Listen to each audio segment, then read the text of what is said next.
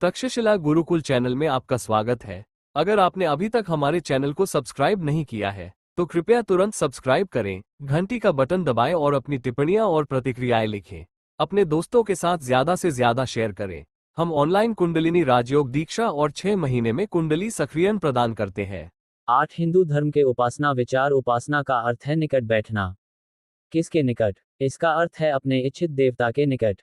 उपासना वह प्रक्रिया है जिसके द्वारा जीव गुरु और शास्त्रों की शिक्षाओं के साथ साथ पूजा, जप, ध्यान आदि के माध्यम से परमात्मा की खोज करता है। उपासना का अभ्यास वेदों के समय से किया जाता रहा है। वेदों के समय में यज्ञ जैसे वैदिक अनुष्ठान किए जाते थे। वैदिक अनुष्ठान 3 प्रकार के होते हैं: काम्य कर्म, नित्य कर्म और नैमित्तिक कर्म। किसी निश्चित परिणाम की प्राप्ति के लिए जानबूझकर किए जाने वाले अनुष्ठान काम्य कर्म हैं और बलिदान जैसे सभी अनुष्ठान इन काम्य कर्मों के अंतर्गत आते हैं। संध्यावंदन, अध्व संध्योपासना और अग्निहोत्र नित्य कर्म हैं। श्राद्ध संस्कार क्रियाएं सभी नैमित्तिक कर्म हैं। यज्ञ और काम्य कर्म अब बहुत कम किए जाते हैं। संध्यावंदन, जो एक नित्य कर्म है, आज भी जीवन में प्रयुक्त होता है। नैमित्तिक कर्म के एक अंग के रूप में संस्कार क्रियाएं अर्थात जटाकर्म, उपनयन, विवाह, श्राद्ध कर्म आदि आज भी प्रयुक्त होते हैं। यद्यपि इन सभी कर्मों का आधार वेद हैं, फिर भी कालांतर में स्मृति और आगम शास्त्र स्पष्ट और विशिष्ट विवरणों वाले आधार ग्रंथ बन गए। तदनुसार कर्मों का वर्गीकरण इस प्रकार किया गया: श्रौत कर्म अर्थात वेदों में वर्णित कर्म, स्मार्त कर्म अर्थात स्मृति में वर्णित कर्म और आगमोक्त कर्म अर्थात आगमों में वर्णित कर्म। उपासना करने वाले को उपासक कहते हैं। उपासना का मूल सिद्धांत यह है कि मानव शरीर धारण करने के बाद आत्मा अपने जीवन के सभी पहलुओं और चरणों में परमात्मा का स्मरण करे और अंततः मोक्ष प्राप्त करे। उपासना न केवल मानसिक शुद्धता और मानसिक शक्ति प्रदान करती है, बल्कि व्यक्ति को दिव्य गुणों से संपन्न भी बनाती है। आत्मा को जीवन के दैनिक कार्यों, दुखों और कठिनाइयों का ठीक से सामना करने और जीवन के लक्ष्य की ओर व्यवस्थित रूप से बढ़ने के लिए आवश्यक बुद्धि, वैराग्य, ज्ञान, शरीर और मन की शक्ति आदि उपासना के माध्यम से प्राप्त होती हैं। उपासना उपासक के मन की स्थिरता, भावना की पवित्रता और गरिमा तथा सूक्ष्म आत्मा में पहले से ही विद्यमान आध्यात्मिक शक्तियों के विकास के लिए निरंतर प्रोत्साहन प्रदान करती है। सांसारिक उन्नति और आध्यात्मिक उत्थान उपासना के महान फल हैं। उपासना 2 प्रकार की होती है: सगुण उपासना और निर्गुण उपासना। ईश्वर को निर्गुण और निराकार मानना तथा सच्चिदानंद या परब्रह्म जैसे किसी भी रूप, स्वरूप या गुण की सहायता के बिना उनका ध्यान करना निर्गुण निर्रूप उपासना है। गीता 12-5 में कहा गया है कि अव्यक्त की उपासना, निर्गुण निर्रूप उपासना अशरीरी के लिए बहुत लाभकारी है। तदनुसार निर्गुण उपासना बहुत कम है, जबकि सगुण उपासना बड़ी संख्या में है। क्षेशो धिक्तारस्तेषमक्तव्यसच्चेतसाम अव्यक्त है गतिर्दुकम देहवधिर्वश्यते। जिनका मन अव्यक्त में आसक्त है, उनके लिए क्षेशो महान है। क्योंकि जो देहधारी हैं और देह चेतना रखते हैं, उनके लिए अव्यक्त का मार्ग दुर्लभ है। सगुण उपासना, सगुण साकार उपासना का अर्थ है यह विश्वास करना कि वह सर्वव्यापी है, अनंत परम सत्ता का एक रूप है। एक ऐसे रूप की कल्पना करना जो हमें पसंद हो, प्रेमपूर्वक उनके रूप के प्रतीक के रूप में मूर्तियों और प्रतीकों का सम्मान और पूजा करना। सगुण उपासना पिता पुत्र बहन दास के मानवीय संबंधों के माध्यम से प्रतिदिन भगवान की पूजा करना है। यह विश्वास करना कि भगवान व्यक्ति को उसके दुखों को दूर करने और जीवन में प्रगति करने में मदद करेंगे, और उनके नाम, गुणों, मंत्रों और पूजा के जाप के माध्यम से उनकी पूजा करना। देवताओं की पूजा में सामान्यतः 8 महत्वपूर्ण विचार सम्मिलित होते हैं। वे हैं: 1. भगवान के अवतारों की महिमा सुनना, अतीत की कथाएं सुनना आदि। 2. भगवान के नामों का कीर्तन करना। 3. इच्छित देवता का चयन करना और उसके माध्यम से भगवान की पूजा करना। प्रतिदिन भगवान की मूर्तियों और प्रतिमाओं की फूल, धूप, दीप, नैवेद्य आदि से पूजा करना और संध्या के समय देवताओं की पूजा करना। 4. पवित्र ग्रंथों का अध्ययन, स्वाध्याय और पारायण करना। 5. मंत्रों का जाप करना और भगवान के इच्छित रूप का ध्यान करना। 6. संतों की सेवा करना, सभाओं में जाना और तीर्थयात्रा करना। 7. समाज, देश और विश्व की सेवा की भावना से अपना जीवन व्यतीत करना और अपने तरीके से भगवान की सेवा करना, इस भावना के साथ कि सब कुछ भगवान का कार्य है और सब कुछ भगवान की सेवा है। 8. ईश्वर ही सब कुछ है, अन्यथा शरण नास्ति, कोई दूसरा मार्ग नहीं है। ईश्वर ही आदि है, मध्य है, अंत है। इस भावना के साथ जीवन जीना, आत्मसमर्पण के मन से, ईश्वर समर्पण की दृष्टि से जीवन में सौंपे गए कार्यों को करना। सगुण उपासना में 4 विशेष विचार हैं: इष्ट देवता और इष्ट मंत्र, मूर्ति पूजा और संयोपासना। आइए इन पर कुछ विस्तार से चर्चा करें। इष्ट देवता ईश्वर का एक रूप है जो उपासक को प्रसन्न करता है। इष्ट देवता के सिद्धांत का रहस्य यह है कि ईश्वर उपासक की कल्पना से परे भी है और उसकी कल्पना तक ही सीमित भी। यद्यपि ईश्वर सर्वव्यापी है, फिर भी इच्छित देवता का रूप ही वह रूप है जिसे उपासक चुनकर उसके लिए एक रूप बनाता है, उस पर अपनी भक्ति और प्रेम केंद्रित करता है, और उसके साथ हार्दिक और मानवीय संबंध स्थापित करता है, उसे पूजा का केंद्र बनाता है। इच्छित देवता किसी भी देवता का रूप हो सकता है, जैसे विष्णु, शिव, राम, कृष्ण, भवानी, दुर्गा, ललिता, शंकरी, पार्वती, शारदा, लक्ष्मी, नरसिंह। उपासक की मानसिकता, इच्छाओं और विचारों के अनुसार जिस रूप पर उपासक को यह दृढ़ विश्वास होता है कि भगवान के इस रूप की पूजा करने से उसे अपनी प्रगति के लिए अच्छा मार्गदर्शन मिलेगा, वह उपासक के लिए इच्छित देवता बन जाता है। उस इच्छित देवता के नाम से युक्त नाम और मंत्र इष्ट मंत्र बन जाता है। उपासक इष्ट मंत्र के माध्यम से इष्ट देवता की पूजा करता है। इच्छित देवता की पूजा के लिए उपासक पदावतों, धातु, मूर्तियों, पत्थर, चित्रों या लिंगों में से किसी एक का उपयोग करता है, यह मानते हुए कि यह मजबूत, ठोस और मजबूत है। यही इच्छित देवता की पूजा है। इच्छित देवता की पूजा पहले बाहरी होती है और अंत में इसे आंतरिक रूप से हृदय मंदिर में स्थापित किया जाता है। फिर साधक बाह्य पूजा, आडंबर या उपकरणों का सहारा लिए बिना मन ही मन इच्छित देवता की पूजा करता है।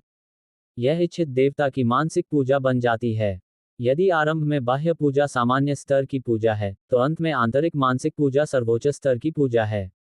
अंततः उपासक इच्छित देवता के दर्शन के दिव्य आनंद का अवर्णनीय आनंद प्राप्त करता है, यह अनुभव करते हुए कि इच्छित देवता और उपासक के बीच इस भेद के पीछे एक अविभाज्य परम शक्ति है, और वह शक्ति सब कुछ और हर जगह व्याप्त है। एक उपासक के इच्छित देवता का रूप दूसरे उपासक के देवता से भिन्न हो सकता है, परंतु सिद्धांततः वे एक ही ईश्वर के रूपांतर मात्र हैं, और ईश्वर के भिन्न होने की धारणा का इष्ट देवता के सिद्धांत में कोई स्थान नहीं है। जो उपासक यह मानता है कि ईश्वर के सभी रूप उसके इष्ट देवता में छिपे हैं, वह अपने इष्ट देव को अन्य रूपों में देखता है और अनेक में एक के सिद्धांत को समझता और अनुभव करता है। यदि इष्ट देवता सिद्धांत के इस मुख्य बिंदु को ठीक से नहीं समझा और अभ्यास नहीं किया जाता है, तो यह इष्ट देवता भ्रम, अहंकार और धार्मिक भ्रम को जन्म देगा, जो न केवल उपासक के जीवन को कठिन और जटिल बना देगा, बल्कि उसके आत्म साक्षात्कार को भी नुकसान पहुंचाएगा। इष्टदेव तत्व का मुख्य आधार यह है कि उपासक को यह सरल सत्य समझना चाहिए कि भगवान, जो उसे अपने इष्ट देवता के रूप में शांति, खुशी और आत्मा साक्षात्कार दे सकते हैं, सर्वशक्तिमान हैं और जितने चाहें उतने अन्य रूप धारण कर सकते हैं। इष्टदेव तत्व का मुख्य आधार यह है कि मूर्ति पूजा वह तरीका है जिससे सर्वशक्तिमान और सर्वव्यापी भगवान को एक मूर्ति तक सीमित किया जा सकता है। मूर्ति वह साधन है जिसका उपयोग उपासक अपने मन को भगवान पर केंद्रित करने के लिए करता है। जब हम केला कहते हैं, तो फल का विचार हमारे दिमाग में आता है, और हम केले के आकार के बारे में जागरूक हुए बिना उसके बारे में नहीं सोच सकते। इस प्रकार, यदि मन किसी वस्तु का चिंतन करना चाहे, यदि वह उस पर अपना ध्यान केंद्रित करना चाहे, तो वह उस वस्तु के रूप के विचार के बिना ऐसा नहीं कर सकता। अतः नाम और रूप विचार से अलग नहीं हैं। मूर्ति पूजा के विषय में भी यही सिद्धांत प्रासंगिक और अंतर्निहित है। जिस प्रकार जब हम अपने पिता या माता का चित्र देखते हैं, तो उनका विचार तुरंत हमारे मन में उठता है और हमें उनके बारे में सोचने में मदद करता है, उसी प्रकार जब हम कोई मूर्ति देखते हैं, तो ईश्वर का विचार तुरंत उत्पन्न होता है। भले ही वह एक छोटी सी तस्वीर हो, हमें यह आभास होता है कि पिता की महानता उसमें पूरी तरह समाहित है, लेकिन जिस प्रकार यह विचार की वह तस्वीर पिता नहीं, बल्कि पिता की आकृति और पिता के रूप का प्रतिनिधित्व है, उसमें बिना किसी त्रुटि के स्वीकार्य रूप से समाहित है, मूर्ति भी ईश्वर का प्रतिनिधित्व है। लेकिन ईश्वर यहीं तक सीमित नहीं है। मूर्ति पूजा के बारे में जानने वाली पहली बात यह है कि सर्वशक्तिमान शब्द का अर्थ समझना है, साथ ही यह भी कि ईश्वर सर्वशक्तिमान है और वह मूर्ति या किसी अन्य रूप में उपासक का भोग बन सकता है। दूसरी बात यह याद रखने योग्य है कि जब ईश्वर सर्वव्यापी है, तो यदि वह मूर्ति में विद्यमान न हो, तो उसकी सर्वव्यापकता निरर्थक होगी। जो साधक सर्वप्रथम मूर्तियों को पूजा के साधन के रूप में उपयोग करते हुए मूर्ति पूजा आरंभ करता है, वह वहीं समाप्त नहीं होता, बल्कि इस प्रकार ईश्वर की सर्वव्यापकता और सर्वव्यापकता का बोध प्राप्त कर लेता है और मूर्ति पर निर्भर हुए बिना उसकी पूजा करने में सक्षम हो जाता है। जब वह उस अवस्था में पहुंच जाता है तो मूर्ति भी उसे ईश्वर के रूप में प्रतीत होती है। इतना ही नहीं, वह अपने भीतर और बाहर सर्वत्र एक ही मूर्ति को देखता है। तब मूर्ति उसके लिए पूजा की वस्तु नहीं रह जाती, बल्कि जिस देवता की पूजा की जाती है वह साक्षात दिखाई देता है। मूर्ति पूजा का मूल सिद्धांत यह स्वाभाविक सत्य है कि मनुष्य जन्म पाकर किसी न किसी रूप में ईश्वर का स्वरूप धारण किए बिना उसके लिए अपनी इच्छानुसार ईश्वर की पूजा करना असंभव है। हिंदू धर्म के अनेक संतों और महापुरुषों के व्यवहारिक उदाहरण, जिन्होंने मूर्ति पूजा की और अपने लक्ष्य को प्राप्त किया, मूर्ति पूजा के पीछे के सत्य की पुष्टि और स्पष्टीकरण प्रदान करते हैं। हाल ही का ऐतिहासिक तथ्य कि श्री रामकृष्ण परमहंस ने दक्षिणेश्वर के काली मंदिर में देवी काली की पाषाण मूर्ति की देवी के साक्षात रूप में पूजा की और अंततः उसमें देवी की साक्षात उपस्थिति का अनुभव किया, मूर्ति पूजा के अनेक उदाहरणों में नवीनतम उदाहरण है और इसकी उपयोगिता एवं सार्थकता का स्पष्टीकरण भी प्रदान करता है। इस प्रकार मूर्ति पूजा अंधविश्वास या अज्ञानता से प्रेरित पूजा का मार्ग नहीं है, बल्कि साधकों द्वारा उद्देश्यपूर्ण और ज्ञानपूर्वक अपनाई जाने वाली पूजा का एक उत्तम मार्ग है, जो सरल एवं सुरक्षित है। सूर्योदय का समय, मध्याह्न का समय जब सूर्य आकाश के मध्य में पहुंचता है, और सूर्यास्त का समय, इन्हें संध्याकाल कहते हैं। संधि एक काल से दूसरे काल में संक्रमण काल है। संध्या शब्द का अर्थ है सूर्यास्त का समय, सूर्यास्त की क्रिया, और इसका अर्थ सूर्यास्त के देवता अर्थात परम पुरुष से भी है। अहोरात्र से यह संधि सूर्य नक्षत्र वर्जित सतु संध्या समाख्याता मुनिभिस्तत्वदर्शिभः दक्षास्कृति। तत्वज्ञानी ऋषिगण सूर्यास्त के समय को, जो दिन और रात के संयोग का समय है, संध्या कहते हैं। उपर्युक्त कथन के अनुसार ये स्पष्ट है कि संध्या शब्द का प्रयोग समय के अर्थ में किया जाता है। अनुसंध्यामुपासित संध्या रूप रवि द्विज ब्राह्मण को संध्या के रूप में सूर्य की पूजा करनी चाहिए, प्रत्येक संध्या को लक्ष्मी बनाकर। यहाँ संध्या शब्द का प्रयोग कर्म के अर्थ में किया गया है। संध्याति सूर्यागम ब्रह्म व्यासकृति आदित्य मंडलगत ब्रह्मणे संध्या, अर्थात सूर्य ही ब्रह्म है। यहाँ संध्या का अर्थ सूर्य, ब्रह्म या परमात्मा है। भोर और संध्या को प्रातः संध्या, मध्य संध्या को मध्याह्न संध्या और सूर्यास्त को सायं संध्या कहा जाता है। मध्य रात्रि की संध्या को योगी और सन्यासी तपस्वी तुर्य संध्या के रूप में जानते हैं। लेकिन अधिकांश प्रकाशनों में केवल 3 संस्थाएं ही प्रचलन में हैं। हिंदू धर्म कहता है कि मनुष्य को अपने दैनिक जीवन में संध्या काल के दौरान भगवान की पूजा और आराधना करनी चाहिए। संध्या काल में की जाने वाली इस पूजा को संध्योपासना कहते हैं। चून की पूजा में भगवान की पूजा भी शामिल है, इसलिए इसे संध्यावंदन भी कहते हैं। यह संध्यामुपास्ते ब्रह्म तदुपास्ते श्लोक के अनुसार संध्यावंदन का अर्थ है ब्रह्म की पूजा। सूर्य ही वह ब्रह्म है, जैसा कि आसावादित्यो ब्रह्म श्लोक से स्पष्ट है। कुल मिलाकर संध्या का अर्थ है देवता, परब्रह्म और पूजा का कार्य, इन सभी को एक साथ समझा जाता है, लेकिन संध्या का अर्थ है परब्रह्म की पूजा। संध्या की देवी गायत्री हैं, और गायत्री को सावित्री, सूर्य के रूप में भी समझा जाता है।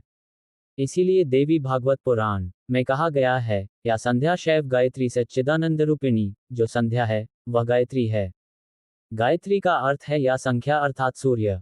कुल मिलाकर संध्या का अर्थ है जीवंत सार्वभौमिक आत्मा, और उस सार्वभौमिक आत्मा की पूजा ही संध्या की पूजा है।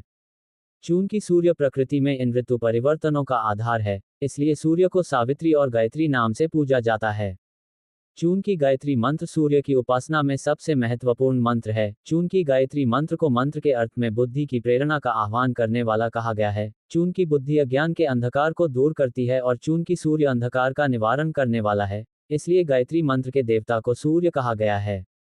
जिस प्रकार सूर्य बाह्य अंधकार का निवारण करने वाला है, उसी प्रकार गायत्री मंत्र के माध्यम से आंतरिक अंधकार का निवारण होता है। इसी सिद्धांत से सूर्य को गायत्री और सावित्री कहा जाता है, और संभोपासना का अर्थ है सूर्यास्त की देवी की उपासना।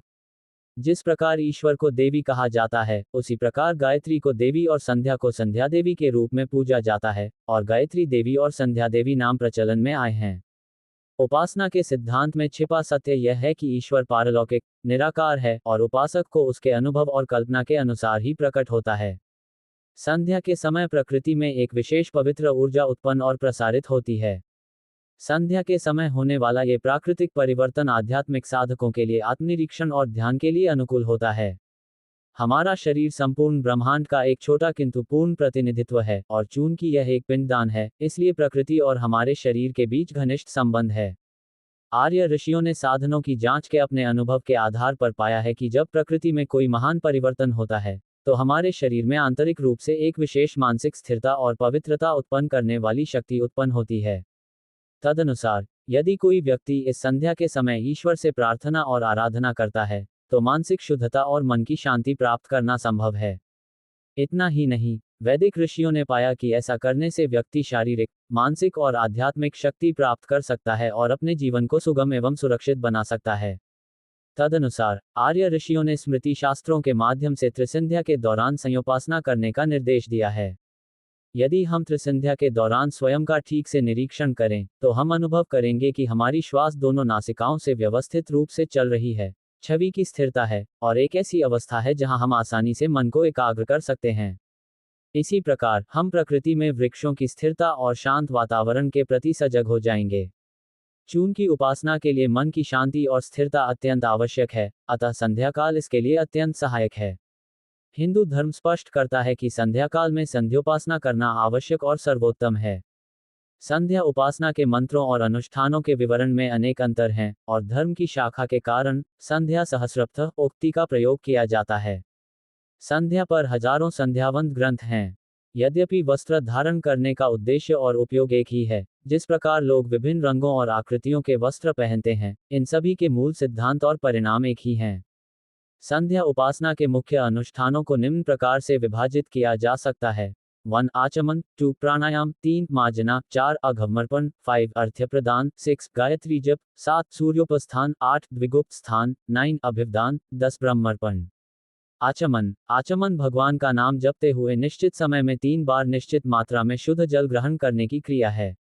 इसका सार यह है कि शरीर की शुद्धि होती है। भगवान का स्मरण और भगवान का नाम जपने से मन शुद्ध होता है। भगवान की पूजा के लिए मन और शरीर की शुद्धि आवश्यक है। इसी सिद्धांत का पालन करते हुए आचमन अनुष्ठान को भगवान की पूजा में पहले चरण के रूप में निर्धारित किया गया है। प्राणायाम भगवान के अनुष्ठान से मन की चंचलता रुक जाती है। प्राणवायु का नियंत्रण मन को शुद्ध और हृदय को शुद्ध करने में मदद करता है। प्राणायाम भगवान की पूजा के एक अंग के रूप में किए जाने वाले देवताओं के संध्या ध्यान के लिए अनुकूल मनोदशा बनाने में सहायता करता है। मार्जना का अर्थ है शुद्ध करना, अर्थात किसी मंत्र के साथ निश्चित मात्रा में शरीर पर जल छिड़कना।